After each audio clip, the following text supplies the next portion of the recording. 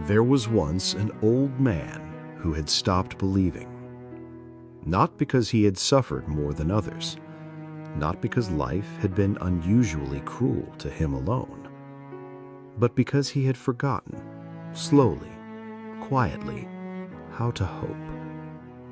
He had watched too many mornings rise without meaning. He had buried too many friends without feeling heaven near. And one day, without even noticing, he simply stopped speaking my name. Around him, others prayed. He would see them bow their heads, close their eyes, whisper in the quiet. And he would smile, not with joy, with pity. Poor souls, he would say to himself, they speak to the wind. He did not hate them. He simply thought they were weak. He had convinced himself that faith was for those who could not face the world alone. And I, his God, watched him. I did not grow angry. I did not strike the ground. I did not send a sign to frighten him. I simply waited, because mercy does not leave when it is ignored. And I had not left him, not once, not ever. The old man had built his world alone, stone by stone, year by year. His house stood on the edge of the village, solid, cold, and closed. He wanted no one near. He had learned to trust only himself because people had left before, one by one. His wife, his children, his friends, all gone. And after a while, he stopped expecting anyone to stay. Then came the storm. It was not a storm of wind and rain. It was the storm of life, when everything built with pride and effort begins to crumble. The walls of his house cracked. The roof leaked. The small garden he tended for years was washed away. His hands, once strong, now trembled, and for the first time in decades, the old man felt truly helpless. The villagers saw what was happening. They had always known him, not closely, but from a distance. They did not hate him. They knew he was lonely, even if he pretended not to be. And so they came. With hammers and bread, with wood and kind words. They knocked on his door and said, "Let us help you." But the old man could not open the door. Not because it was locked, because his heart was locked. Too many years of being alone had made him believe that receiving help was the same as admitting failure. "I don't need anyone." His voice was hard, but his hands were shaking.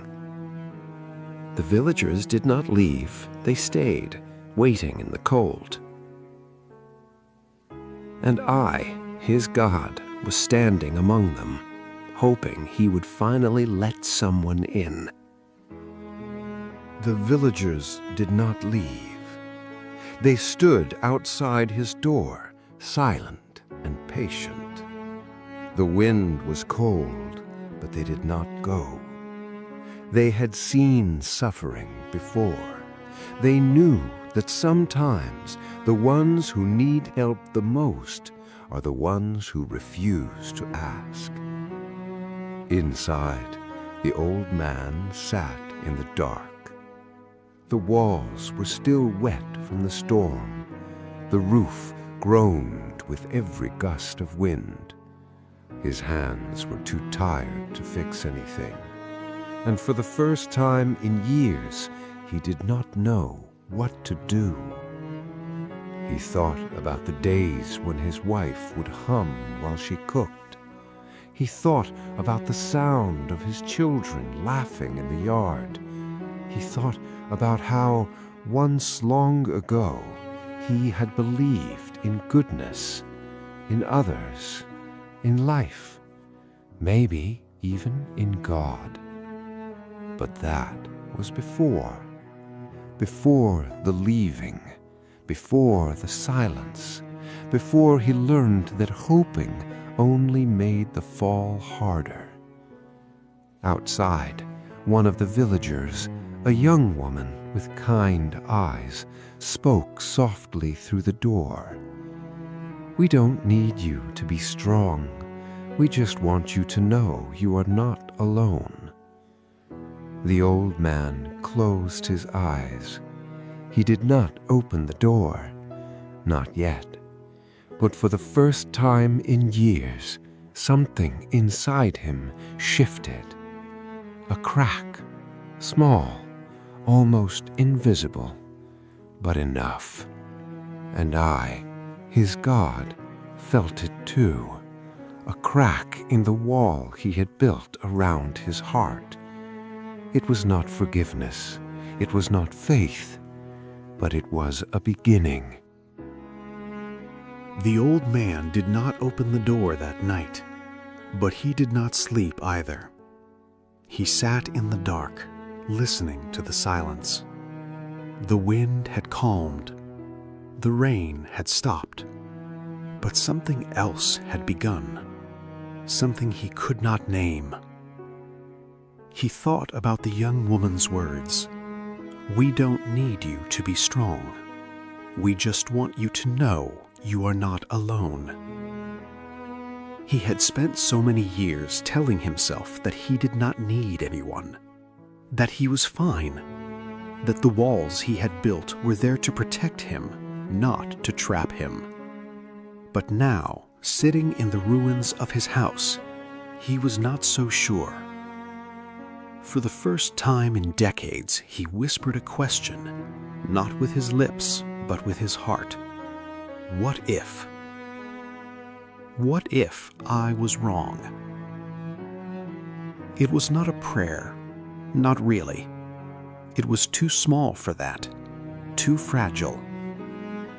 But I heard it. And I did not answer with thunder. I did not send an angel. I did not open the sky. Instead, I sent a memory. The warmth of his mother's hand when he was a child. The sound of his wife laughing at something he had said. The way his son used to run into his arms after a long day. One by one, these memories came back to him, not to hurt him, but to remind him. He had been loved once, deeply. And love does not disappear. It only waits to be remembered. Outside, the villagers had not left. They had built a small fire and were waiting, not to force him out, but to be there when he was ready. And I was waiting too. Not as a judge, as a father. The morning came slowly, pale and quiet, as if the world itself was holding its breath. The old man stood up. His legs were stiff. His hands still trembled, but something had changed in the night, something he could not explain. He walked to the door, not because he had suddenly found faith, not because he had all the answers, not because he was no longer afraid. He walked to the door because for the first time in years, he wanted to see the faces of those who had waited for him. He placed his hand on the wooden frame. It was cold, rough, heavier than he remembered. And then, slowly, very slowly, he opened the door. The light rushed in. It was not a blinding light, not a miracle from heaven, just the soft light of dawn touching his face after so many years in the dark. The villagers were still there. They had not left. They had kept the fire burning through the night, taking turns sleeping on the cold ground, waiting for him. the young woman with kind eyes stood first. She did not say, "I told you so." She did not say, "Finally." She simply smiled gently and said, "Welcome back." The old man did not speak. His voice was too weak, his heart too full. But he nodded, and for the first time in decades, he let someone step inside. They did not fix his house right away. They did not ask him to pray. They simply sat with him in the silence, and that silence was more holy than any sermon. And I, his God, was there, not in the wind, not in the fire, not in the great and glorious signs he had once mocked. I was in the warmth of a hand on his shoulder. I was in the tears he finally let fall. I was in the quiet, steady presence of a community that had not given up on him. And for the first time in years, the old man did not feel alone. The days that followed were not magical. The old man did not suddenly become joyful. He did not start preaching in the village square. His doubts did not vanish like morning mist. But something had shifted. He learned to sit by the fire with others, even when he had nothing to say. He learned to accept a warm meal without feeling ashamed. He learned that needing help did not make him weak. It made him human. And slowly, very slowly, he began to whisper again. Not long prayers, not beautiful words, just small things spoken into the quiet. "Thank you. Help me. I'm still here." And I, his God, heard every one. One evening, the young woman asked him, "Do you believe now?" The old man was quiet for a long time. Then he said, "I believe that I was wrong. I believed that I was alone. I was not." He did not say, "I believe in God." Not yet. But he said, "I believe I was not alone." And I, who had waited for him all those years, knew that this was enough. Because faith does not always begin with certainty. Sometimes it begins with the crack in the wall. Sometimes it begins with a door opening.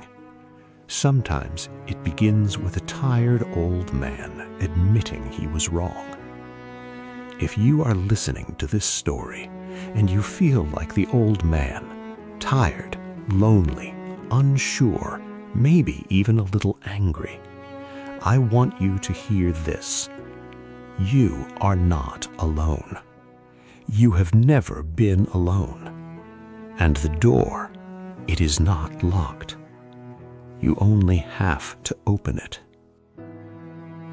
My child, if your heart is still heavy, if your hands are still shaking, if you are not sure you believe a single word of this story, I love you anyway.